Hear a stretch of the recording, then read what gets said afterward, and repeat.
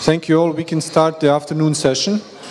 So it is my great honor to present you Dirk Helbing, Professor Dirk Helbing, who will give us the talk, Tough Decisions Ahead, How to Get the World on a Sustainable and Peaceful Path.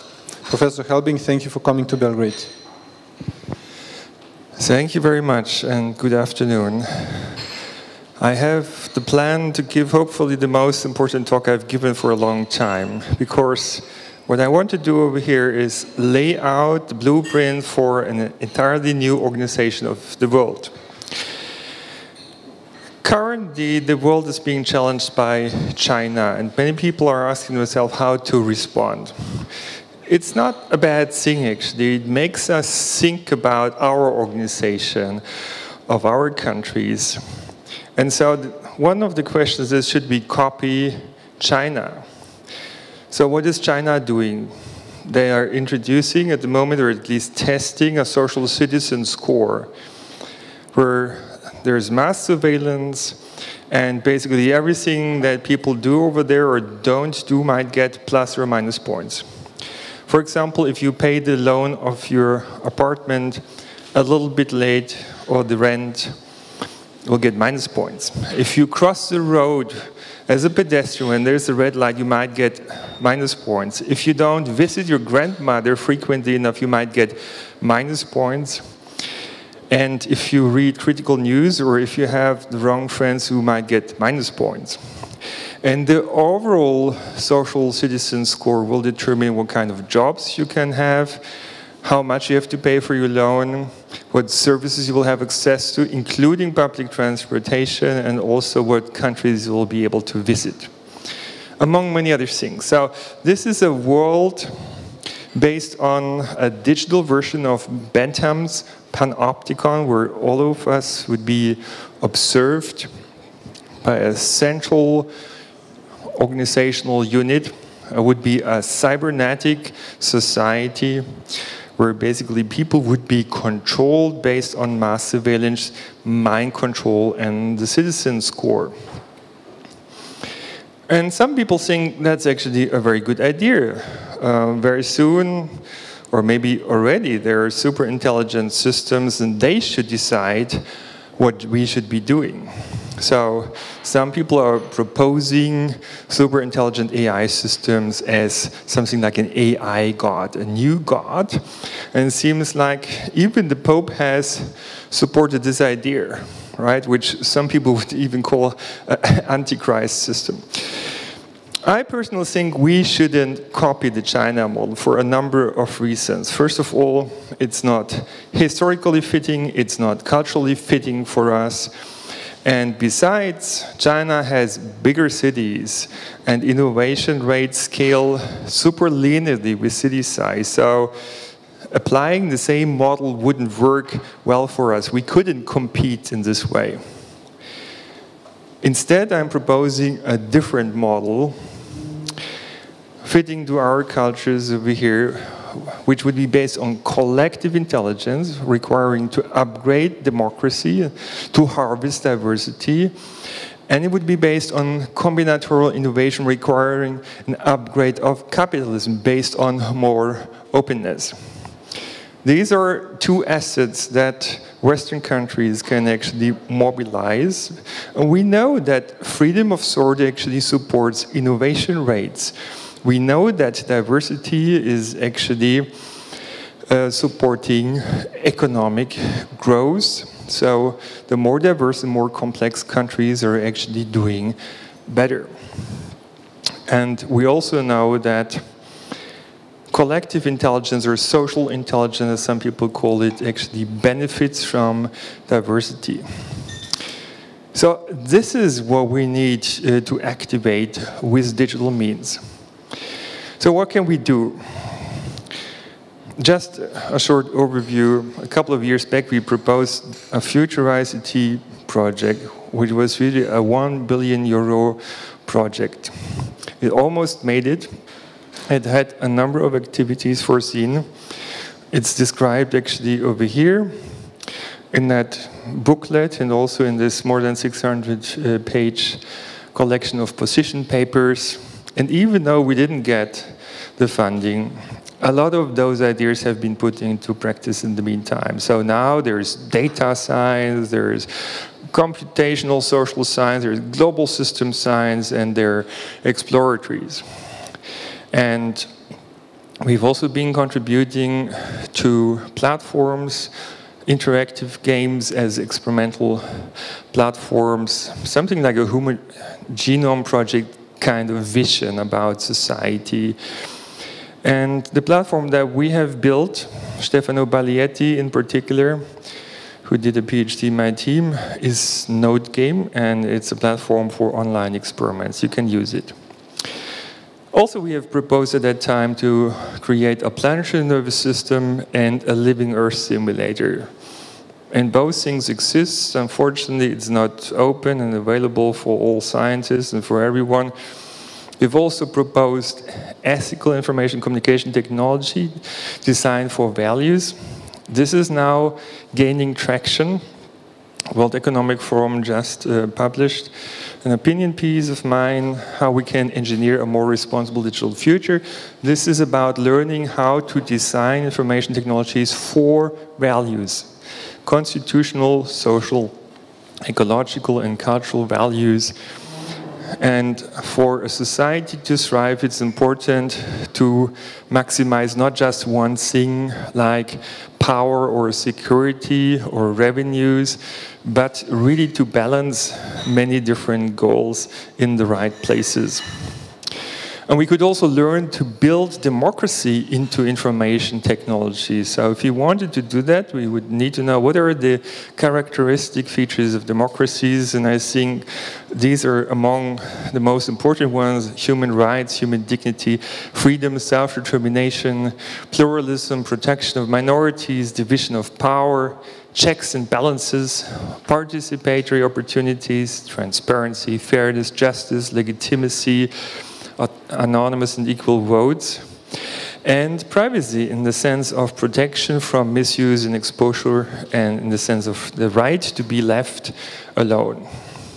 We've also developed some concepts for the improvement of democracy, to strengthen democracy by particular designs related to the Internet of Things, and also to use special kinds of blockchain approaches basically to strengthen democracy.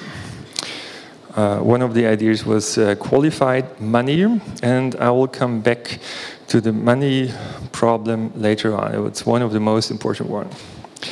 Today I will focus mainly on three things that were also part of the future ICT plan, which was social inspired technologies. I'll come back to it when I talk about self-organization. Global participatory platform. I'll come back to this when I talk about peace rooms. And the innovation accelerator. But let's first talk about the problems that need to be solved. And the main problem that we're having, and a lot of problems are deriving from it, is lack of sustainability. We're overusing renewable resources, and for that reason, this creates shortages of resources elsewhere on this planet, and as a result, there are conflicts and wars and mass migration, terrorism, and so on. So this is the problem that we have to urgently solve. Because the projection for the future of the world, according to Club of Rome and other studies, is not very good, to tell the least. Basically, what is expected is a collapse of our economy and also a collapse of the population of this planet. I mean, people would die early, in other words. And among the resources that would run short sooner or later are oil, gas, and coal. So by the end of this century, basically, it's projected that all of it would be gone. But the problems would start much earlier. That's the peak oil issue. If you look at another graph also in this limit to growth study, you will see death will skyrocket in the middle of this century if we don't manage to find a new solution, right? So what would happen if we just did the same thing that we did in our history? people would start killing each other in wars and revolutions and in other ways. And in order to mitigate this, a variety of projects have been brought on the way, and the Chinese approach is this new Silk Route, so they will spend $1 trillion or so on this One Belt, One Road project, and while it's certainly good to have efficient transportation and also to have collaboration between countries, it's based mainly on old technology, right? Trains and ships, hundreds of year-old technology. You know, this doesn't sound like the future to me, at least. Another thing that they've done, they've come up with the climate change agreement in Paris. And one of the points over there is basically to charge people for producing CO2. In order to do it very accurately, they would have to surveil your life. How often do you go by plane and by car, and how many kilometers, and how much plastic do you use, and how much CO2 is being produced for producing the plastic, and all these kind of things. So, you know, one of the justifications of mass surveillance. And we would have to pay every year $1 trillion of extra taxes. And it would basically go to the big players in industry. That means those players that have got the world into the situation that we have today. To allow them still to make big money when they can't sell oil and gas and coal and the derivative products anymore. But we already see that the old business models are crumbling, right? And there are more and more problems, actually, with those business models, like microplastics, agricultural crisis, and so on and so on. So these old approaches don't work for us anymore. Another thing that has been done is to bring free trade agreements on the way. And certainly we should have global trade, I believe. And we shouldn't put obstacles into the way, but there are a number of things that are concerning to me and many other people. So, for example, companies could sue governments, and we, the people, would have to pay for this. You know, it seems to be just the totally wrong thing. We, the people, should sue companies if they don't do the right thing. Then also there will be new intellectual property right laws that probably obstruct creativity and exchange in the future and would benefit a few rather than many. So I think this is not the right way. And in fact, the people who came up with these kinds of solutions, they know it's not going to work out well enough. And that's why there are books like this, Learning to Die in the Anthropocene. And this is about us. And there have been people thinking about how to get rid silently of the people who are said to be too many on this planet. And so that's why they have discussed about using AI systems for euthanasia. That means autonomous systems that would make life-death decisions. And now we've had this overblown discussion about trolley problems. It was not really about cars. It was about killing people in a so-called moral way. And of course, it can never be moral to kill people. Now, this would be a world based on scarcity, mass surveillance, mind control, submission, more taxes, punishment, and death. You know, who wants to live in this future? Nobody. So stop. I think we need to have a better approach. And we have been in similar situations in human history several times. So, for example, before World War II, people have been saying there are not enough resources for everyone. And look what happened after World War II. There have been many more people living on this planet. So there was never a scarcity of resources. It was just the wrong kind of organization. And they didn't manage to come up with a better kind of organization without going on war. So this time, we need to reorganize the world, but skip World War III. That's kind of the challenge. And we need to take fundamental decisions, the tough decisions that were mentioned before. At the moment, we have a market-driven democracy, a new kind of capitalism driven by data and algorithms. And it looks like this is not going to work well for most of the people. What I personally believe we need is democratic capitalism, and that requires a total reorganization of our economy, of our financial and monetary system, and of our society. I'll try to lay out how it would look like, and I think it's very plausible, and just we need to be courageous enough to make the change. And if you want to read about it, I had a series of contributions to the globalists, so we'll find it there. And there are a number of books like Thinking Ahead and Towards Digital Enlightenment will come out this summer. One of the things in these difficult times is to build a resilient society, right? And that requires decentralization, it requires modular design and distributed control. That's what we know about resilient design and operation.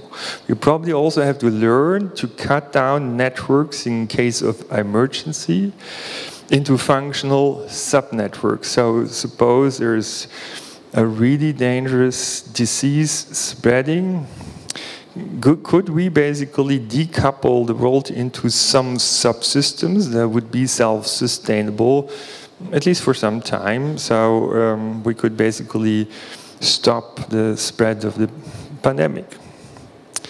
Just one example, right? And we would certainly need to have tools for participatory disaster response and resilience. We can have that in our smartphones, for example, right? Could be an AI system that helps us in emergency situations and gives us advice and provides something like a decentralized sharing economy and ad hoc networking and payment functionality and communication functionality when the centralized infrastructure doesn't work.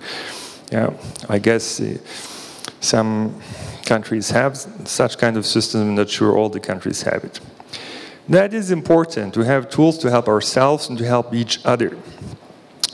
But we can do more. We can build a system that have more capacity, so the world would be enough for everyone.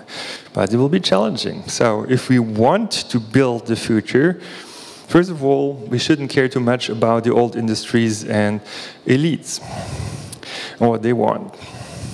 We will have to establish global peace based on sovereignty and mutual respect, because we're spending a lot of money on war and to prepare for war, and a lot of resources and a lot of technologies are not being disclosed because of the risk of war. So once we would have peace on this planet, and we're hopefully heading towards this, we could release the next wave of technologies for good that has been reserved for war.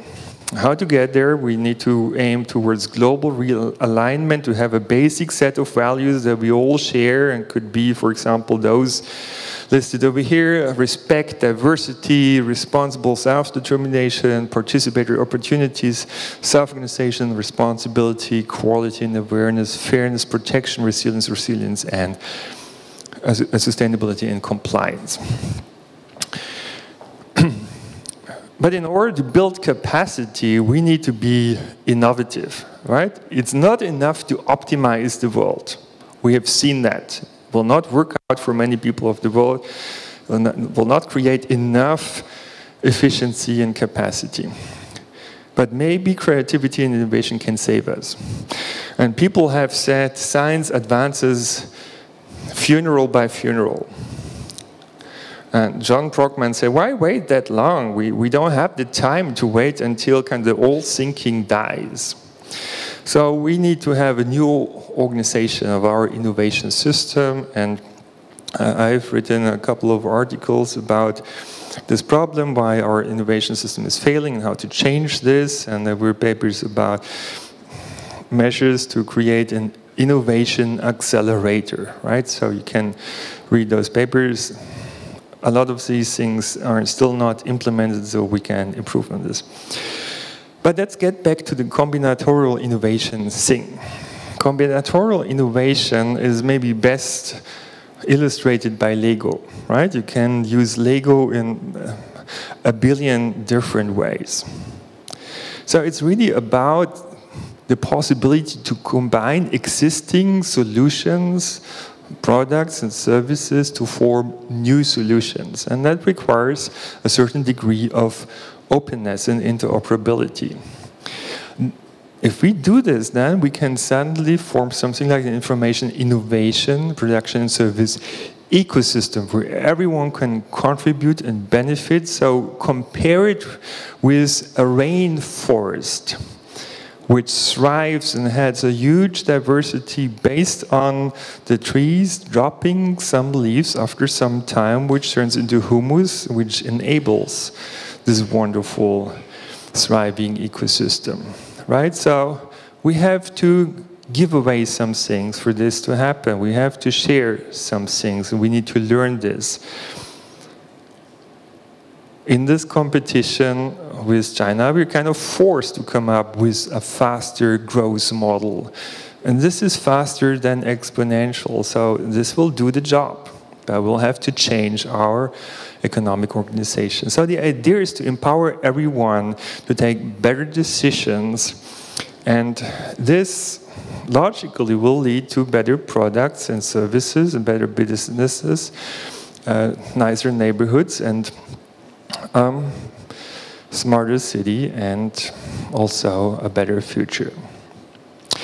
So a lot of people have pushed towards opening up. So now we have open source and open access, open data, open science, open innovation, hackathons, makerspaces, citizen science, Gov labs, Creative Commons.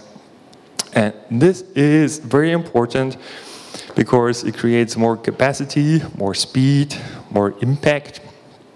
And of course, we all love and use Wikipedia, but it's not the only example. OpenStreetMap is fantastic. 1 million people contributing. We could even map the world in 3D in a crowdsourced way based on the photographs that people take. So this is very promising, in fact. Don't protect everything by IPR. And I think we should engage in creating global participatory platforms. Traditionally, we have built war rooms to prepare for not only wars, but also crises and disasters and strategic decisions. But the point is that these are infrastructures run by certain kind of people. So military people want to maximize maybe power, and Secret Service people want to maximize security, and Microsoft or Google or Facebook want to maximize revenue, right? And I told you before, it's not good enough for a society to work because there's so many more other things that matter, like health, education, happiness, and so on, human dignity. So that's why we should work towards opening such infrastructures up. I call them peace rooms. So there should be more transparency. There should be a democratic framework of operation. In many contexts, at least, there should be interdisciplinary teams of scientists using the big data and also machine learning tools to make sure that, first of all, there will be scientific use, and the best of all knowledge will be integrated. There should be ethical experts, there should be a multi-perspective approach, and there should be participatory opportunities. So, at the moment, I'm pretty limited by how much I can do for the world because I have very limited access to big data and to AI systems, right? So, it would be very simple to empower me to make bigger contributions. And so we have to change this, basically. There's also a paper that you may want to have a look at, Big Data, Privacy, and Trusted Web, what needs to be done. I think a few things have happened, some other things have not yet happened, and also point you to a recent PhD thesis of one of my PhD students.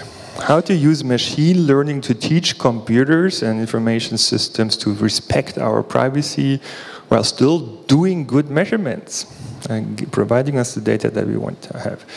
And also platforms for informational self-determination, right? There are digital doubles that have been created about us, but we don't have access to this data. And it wouldn't be so difficult to change this. So we would be in control of our data and could decide what company would use what piece of data for what purpose, period of time, and maybe payment, and would be reported to my data mailbox in the same way for you. I would have, and everyone else, an AI-based digital assistant helping me to administer the data, would know my privacy preferences, the companies I trust, and all these kind of things. And all the personalized products and services would still be possible, just the companies would have to convince us to share the data. That means there would be a competition for trust.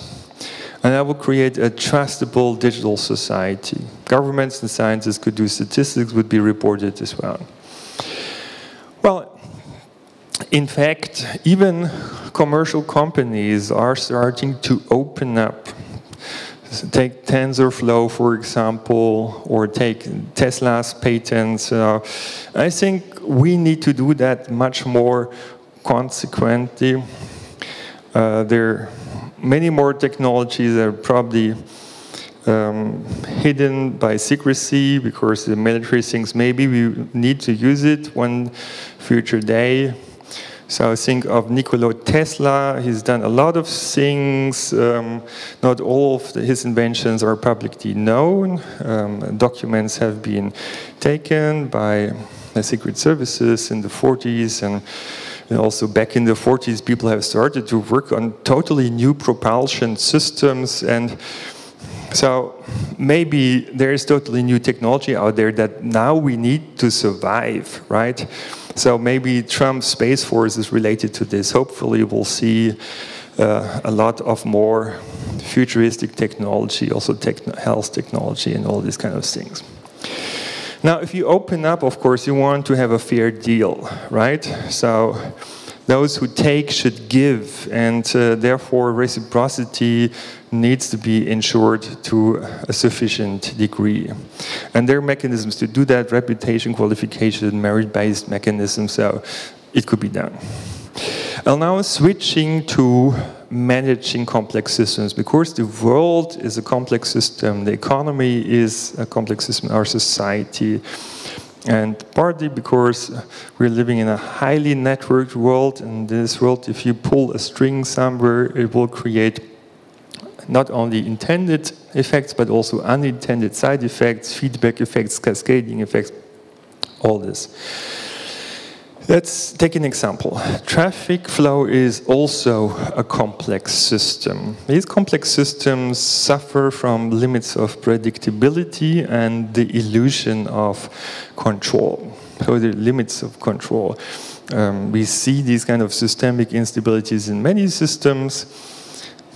Here it's called the phantom traffic jam. Nobody wants this to happen, but it still happens, right? And similar booms and crashes in the economy and wars in many cases. And these are systemic instabilities, so we need to understand complex systems if we want to change these problems. So can we understand these systems?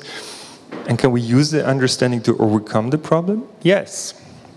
We've shown that for the case of traffic. There is a new field, traffic physics. There are models that can actually describe the behavior of cars pretty quantitatively, and these models make predictions about the possible congestion patterns that can occur, and this is very much consistent with the patterns that we actually observe in reality.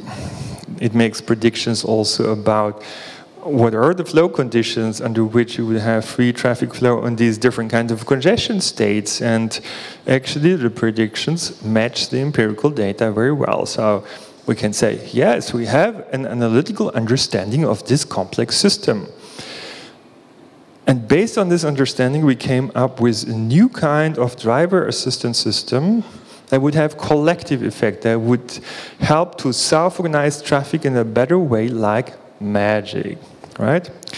In contrast to Richard Thaler, who thinks the world needs to be centrally controlled and a flock of birds would look like this, the reality is there is no bird that is leading a flock for most species. And these flocks of birds are based on a self-organized mechanism. There is no centralized computer or dictator or whatever who decides how these birds are going to fly. It's an amazing coordination performance that they show.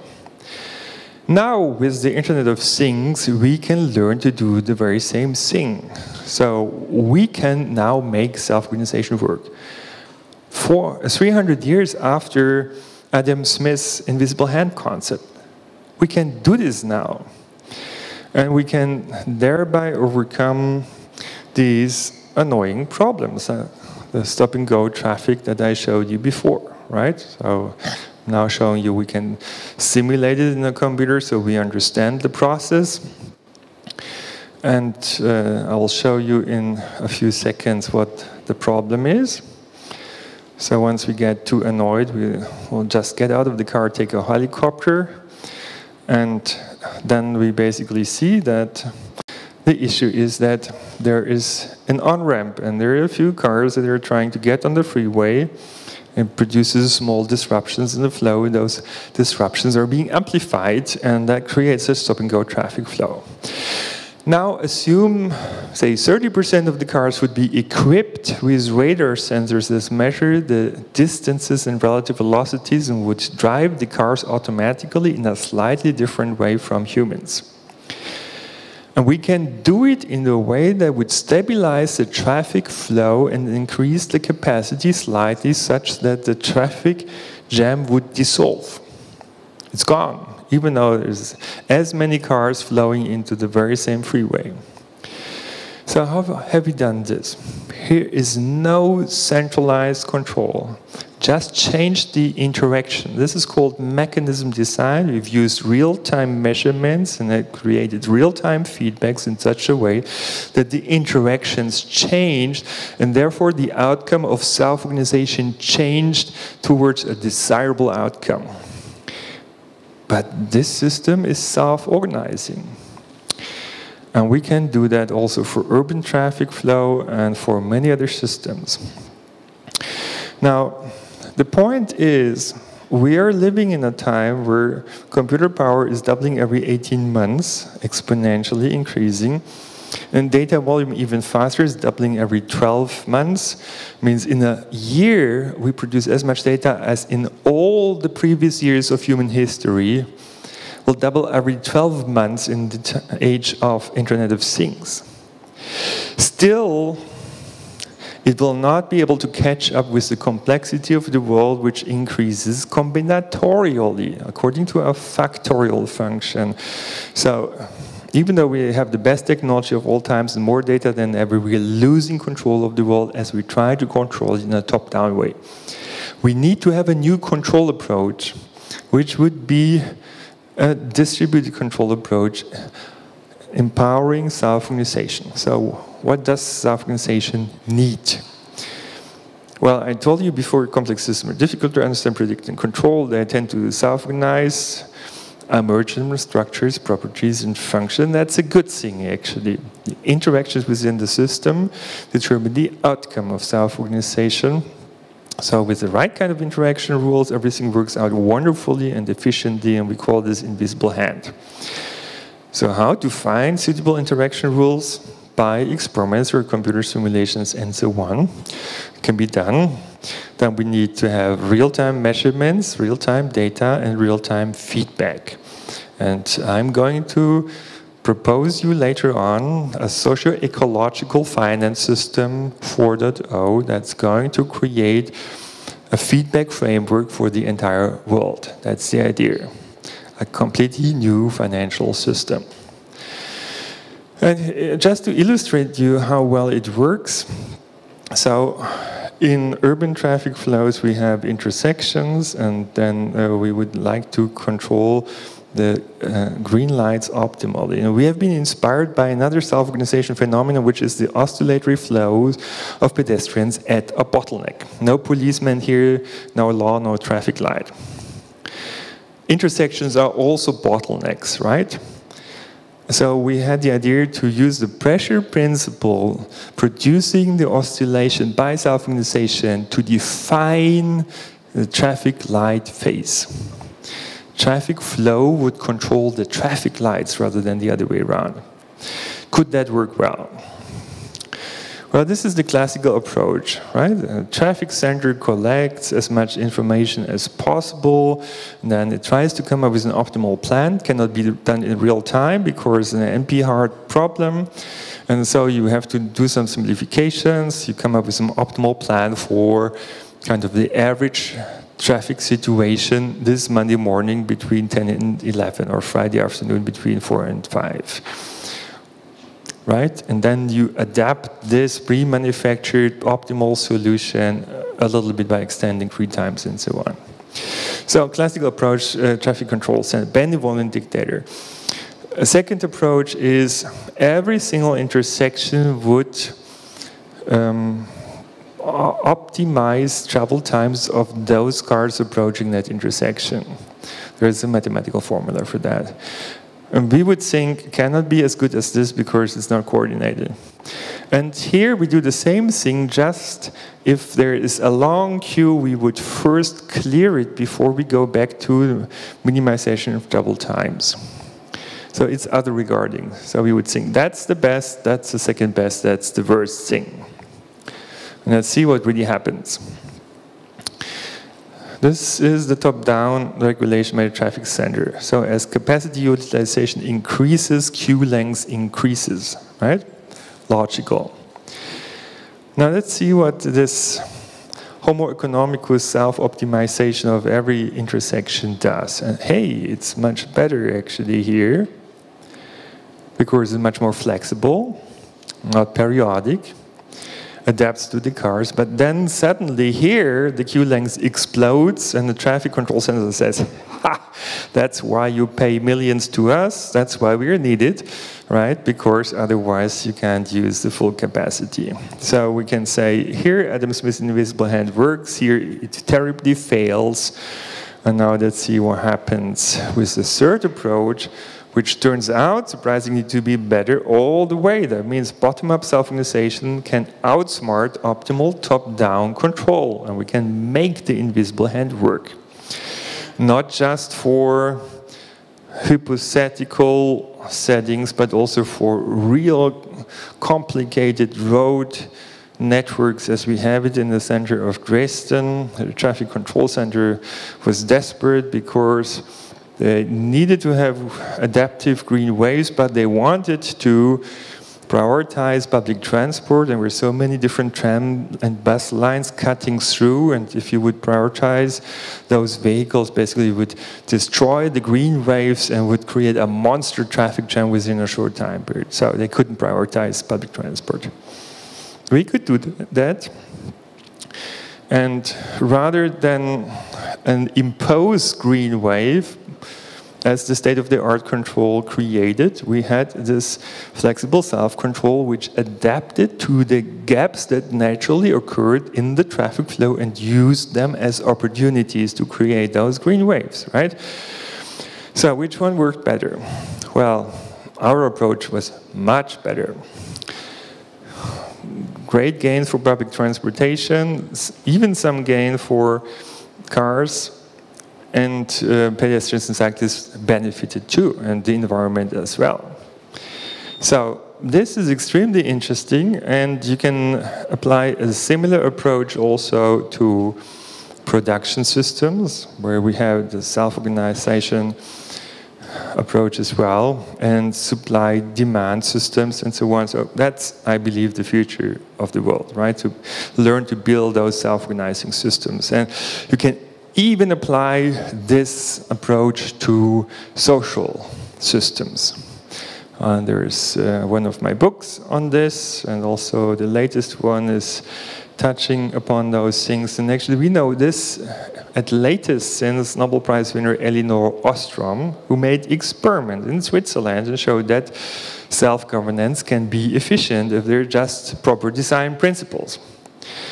So we are struggling in the world often with what we call tragedies of the commons, overuse of resources, exploitation, free riding, and so on and so on. Social dilemmas. And how to overcome those dilemmas? Well, we have to be game changers. We can introduce, for example, social mechanisms that would change a prisoner's dilemma or another social dilemma game into something else, such that cooperation would actually occur. And we know that there are a number of mechanisms that can actually promote cooperation, such as so-called direct reciprocity, I mean repeated interactions, peer punishment, as we know it from social norms. Actually, this can create the spreading of cooperative and moral behavior. But the question is, do we need to punish people, or are there even better mechanisms? And in fact, there are. For example, altruistic signaling, as we call it. That's a costly kind of signaling. You know, while on Facebook and Twitter we have cheap talk. We don't have to pay anything, right? That's one of the problems. And we've learned that also success-driven migration can enhance cooperation under certain circumstances, and we have learned that grouping together more cooperative people such that they wouldn't be exploited would also promote cooperation altogether in the social system, because it would create incentives to cooperate. And reputation systems. And there are more mechanisms even. So there's a lot of things we can do to overcome tragedies of the commons. You don't need to have a dictator telling everyone what to do. And similar approaches can be used actually to mitigate or even overcome conflict. So we had some publications about measuring the spreading of tensions and also modeling conflict in the Middle East, Jerusalem in particular, based on data, agent-based models that allow us to look into different kinds of scenarios. These are just two of them. We had many more, also Palestinian proposals, and back to 67. So I'm just suggesting there are ways to reduce conflict. One of them is segregation, and the one is more tolerance. And there are probably even more approaches. In fact, one of them is based on creating shared norms. And we have had publications about this as well. One of those papers is this one, Cooperation Norms and Revolutions. A unified game theoretical approach can do beautiful mathematics for this two-population situation. Now, of course, we should use AI, for good. So the way we should use it is to empower people, to turn beginners into professionals, to help people help themselves, and to help coordinate people.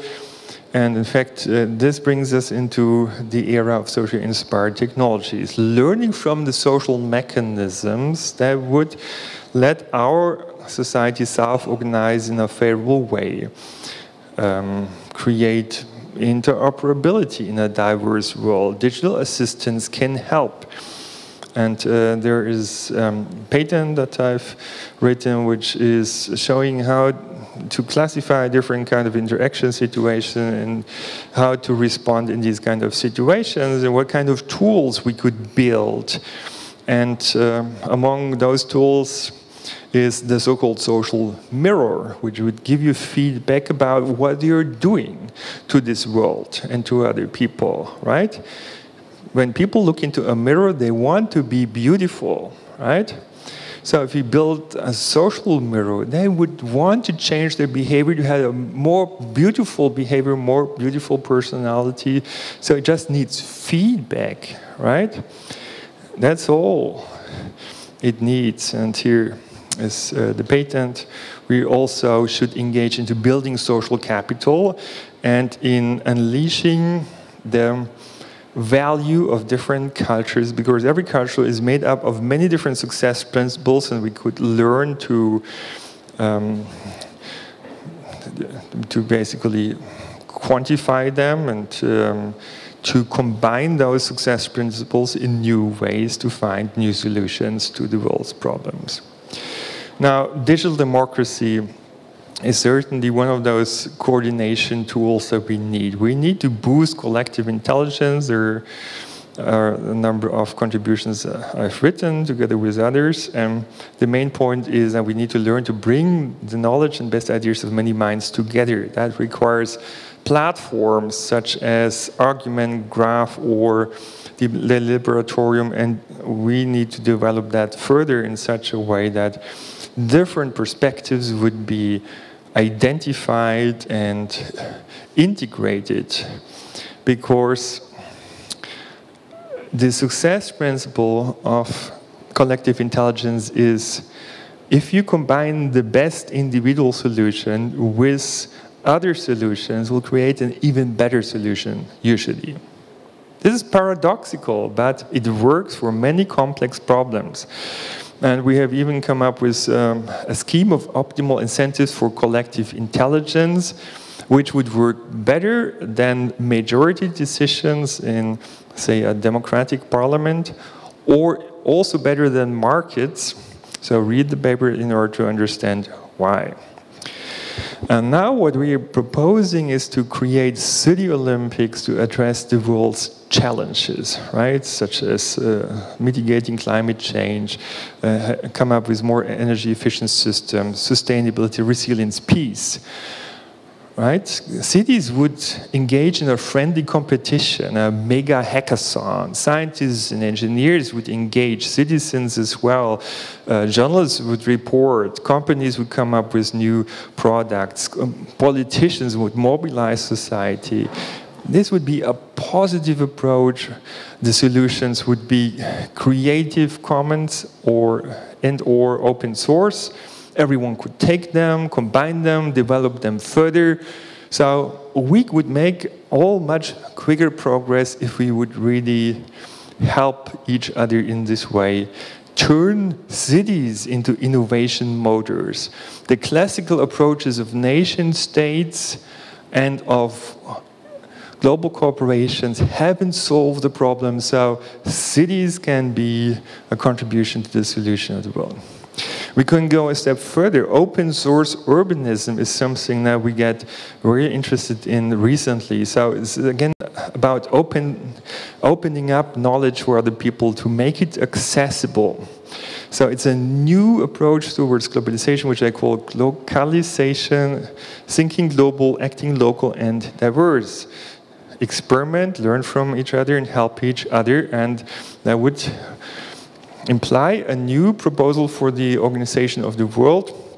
Rather than United Nations, we would have regional representatives and business representatives and scientists and smart citizens, maybe randomly chosen, that would put together knowledge and decide together. And this approach actually can be multi-level, so you would really have degrees of freedom for creativity and innovation on all levels, which is very important, because if your behavior is centrally controlled, there's no degree of freedom for creativity and innovation, and we need this to survive.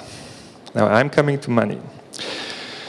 Money, of course, makes the world go round, but I believe firmly that it's now the biggest obstacle to the progress of humanity. Why? Because money is one-dimensional, and so it creates a dimension of more and less, top and down, rich and poor, powerful and powerless, and it implies sooner or later a hierarchical society which would undermine democracy. There are other problems, right? So we have a fiat currency system, money is being created in large amounts, and even though a $100 note says it's worth $100, in fact it's worth $1 now. So basically, for all of us, money is losing value because of that money creation, and it's not only a problem for us, but also for the industrialized nations who are totally over-debted, as you can see over here. And this is an old problem. It's 5,000 years old. We had bubbles and crashes all the time. We have repeated our mistakes again and again and again. We haven't changed the system. That means we must be stupid not to change this.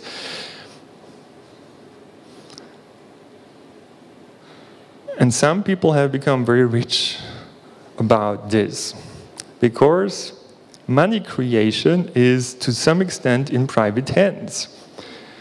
And that means that more debts government make, the more is earned by those who own at least parts of the central banks. I mean, they get money for free. They don't have to work for it. Just, it needs to be bad enough for our governments that they need to ask for new loans and they would get money for free. That creates a conflict of interest. It can't work. So quantitative easing, as it's called, hasn't really worked for our economy. The trickle-down economics hasn't worked, has created a terrible inequality in the world, which some people think would solve the problems. I think it has terribly increased the problems. The situation is much worse than people expect or think it is. This is the distribution of wealth, and it holds back economic development. That means it does not even work for our economy, and that's why a lot of people are going to die. This is unacceptable. And that's why we need to reset the monetary system and build democratic capitalism, because when we democratized our societies, we forgot about the money system and our economic systems.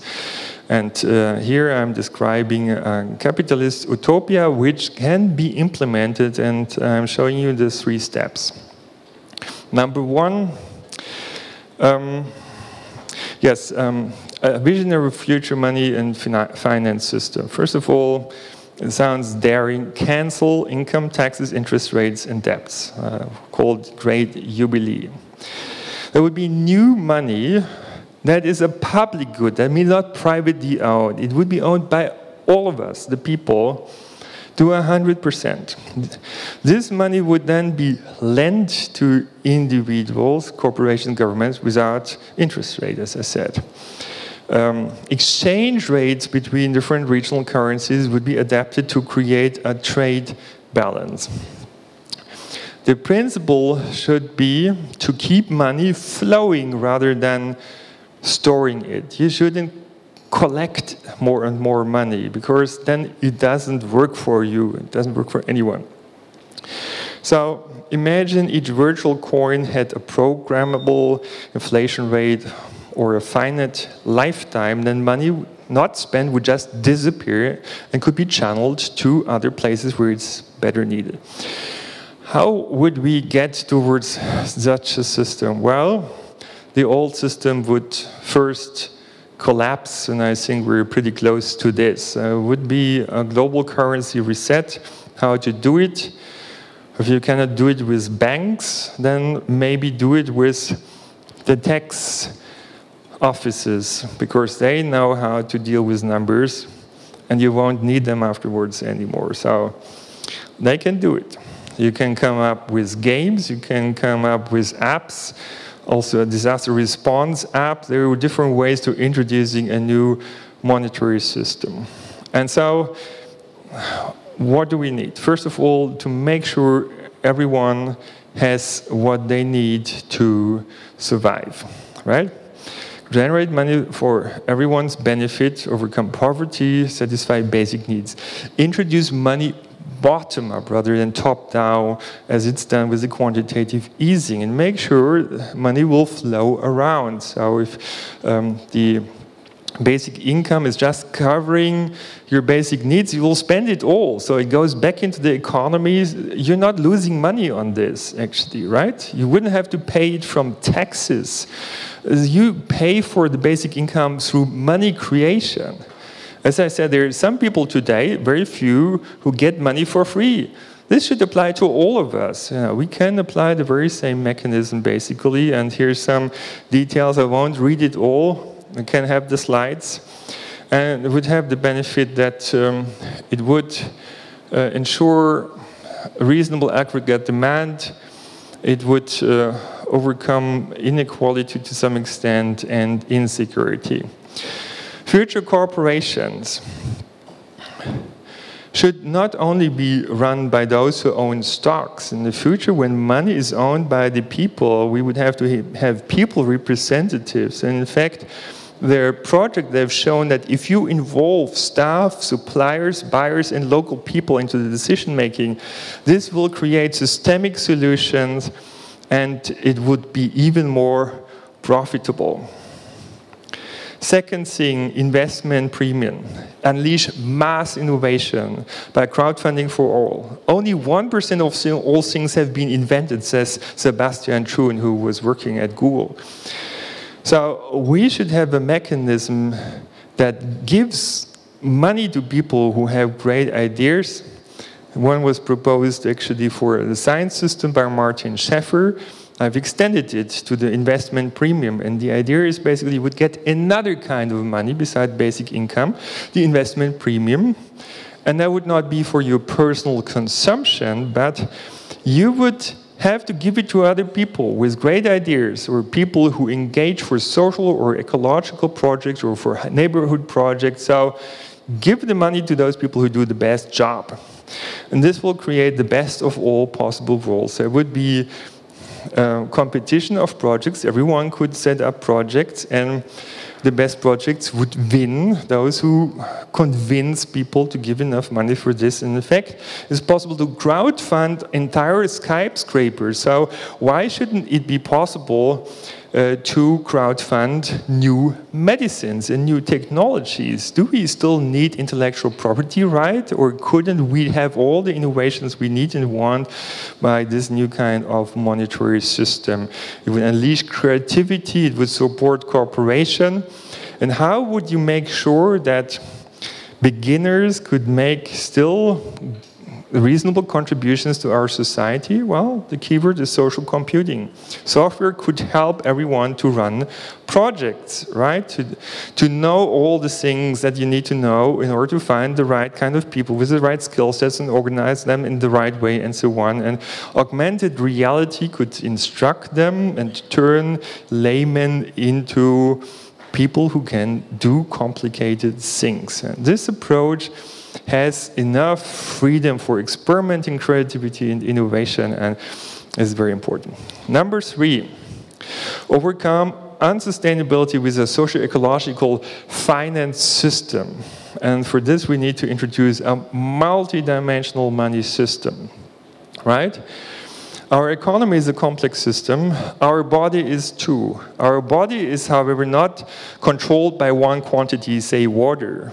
But there are many feedback loops, carbohydrates, proteins, vitamins, minerals. You cannot replace it by each other. It's multidimensional and should be for our economy too. So basically, we could use the Internet of Things to measure all the external effects of our actions on the environment, on other people, noise, CO2, different kinds of garbage. All of that could get measured and get a value or price. That means we should combine Internet of Things technology with blockchain technology as we're doing it in these BIOT schools, and then introduce feedback in such a way that positive externalities would be increased, negative ones reduced, and a fair compensation would be ensured. So we just need one principle, which is don't harm. And technology can support us in this. So this would be a real-time coordination system for our complex world. A much better one than we have today. A system that would create new forces in our economy and society towards a circular and sharing economy. And DAOs and all this can help, and we can close the circles and so on. But one of the best things is it wouldn't be a one-dimensional money system. So we wouldn't have any more top and down. Everyone could find and go their own way to success. You could be yourself. You wouldn't have to serve others, a company or whomever. So we're just ahead of a grand transformation of our society. There will be a new game, new rules of the game for the future. We'll not play Monopoly anymore. We'll play social games. We can fix the world in a much better way than has been decided in the past, through unleashing new ways of technology, digital democracy, digital assistance, finance 4.0, openness, democratic capitalism, city Olympics. The success principles of the future would be co-learning, co-creation, combinatorial innovation, coordination, cooperation, co-evolution, and collective intelligence. And now everything would come together: science, politics, business, society, and so on.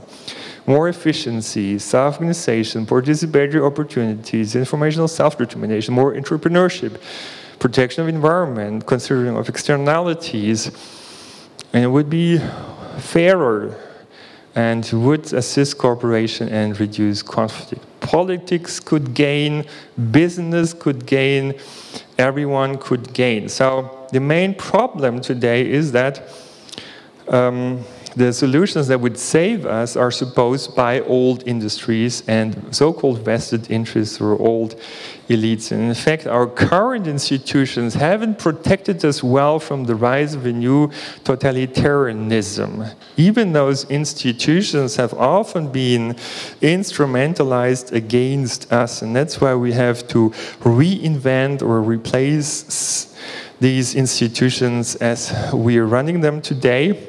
I have shown you how it could work with projects and software and technology that supports everyone and coordination among people.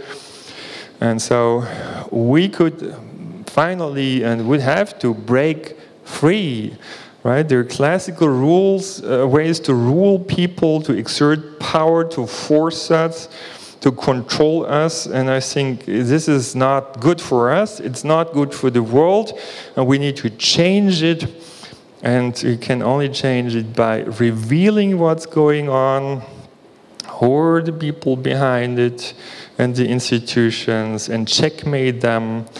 This is how we can free ourselves. The future is about overcoming the limitations of the material age. And in fact, the digital age offers limitless opportunities, in particular if you combine it with other futuristic technologies. So if we want to be free and harvest our full potential, we must stop imposing things on others hundreds of kilometers away and follow the no-harm principle and learn how to cooperate.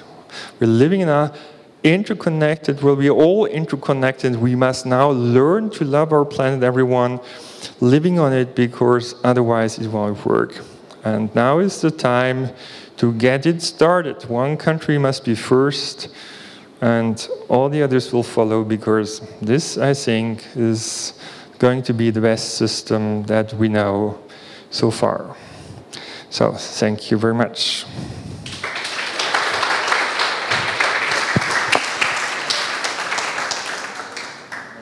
Of course, let's do this experiment. So today is the day.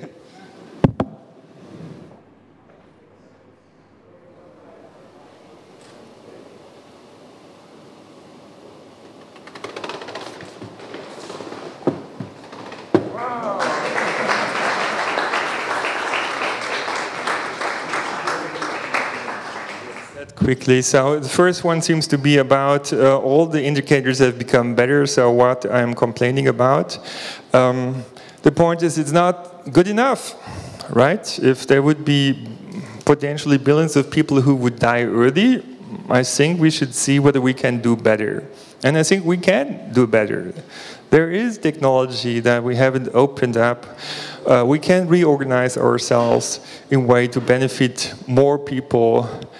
And we should be doing this. This is our responsibility. AI systems are already applied to predict, to make decisions. Yeah, where should we start to define? I think it has already started. We now have the discussion about ethically aligned design, design for values. I think this is very important. There's one criterion that I'd like to highlight, though, which is we shouldn't be using ethical dilemmas to overcome principles such as human dignity and so on. I think there should be one principle which says minimize the number of occurrences of ethical dilemmas. And if this requires to change the system, that means our economic system or our societal system, we would have to do it. And this is what I'm pleading for, to do exactly this. What are the shortcomings of democratic capitalism? Well, we'll find out. I think most people would benefit from this. But if you're among the 0.001% of people who hold the power today, you would exert less power over others, but they could have as many robots as they want for themselves, so they can be entertained. Can you clarify what democratic capitalism means to you? So basically, it's really about applying the principles of democracy to the monetary, financial, and economic system and the way we organize those systems. Right? I had a list of what makes or defines democracy. So the question is, how would we have to reorganize companies and our economic systems and so on in order to have fairness? So if some people can create money and others cannot, it's not fair, right? We should all be benefiting from money creation. These are the kind of thoughts that I have, and then there would be also more participatory forms of organizations of economic value creation. I call these projects, would be much more flexible ways of organization. And I think because they're more flexible, they would survive, and the big companies would have difficulties really to change and adapt to a changing world. So we'll see that change. Now, your goals for self-organizing systems seem to focus on resilience and stability in operation, but can any of these approaches address persistence and growing inequality in power disparities? Well, I think I've addressed that actually in my talk, because the democratic capitalism would be much more fair. It wouldn't eliminate the inequality altogether, because I think some degree of inequality kind of creates incentives to make an effort, to come up with good ideas and to engage. So with the investment premium, if you win a project, you can earn additional money as compared to basic income. So there would be still differences. But those with great ideas and with great engagement, they would gain, and the others would decide, however, what they think would be great projects, right? And I think we would by far not have the degree of inequality that we have today. I think it's not serving the world well to have that level of inequality. Any further questions or comments? No? This is very inspiring. I think you'll have the chance later to talk. Absolutely. So I'll join in dinner. Thank you so much for your talk.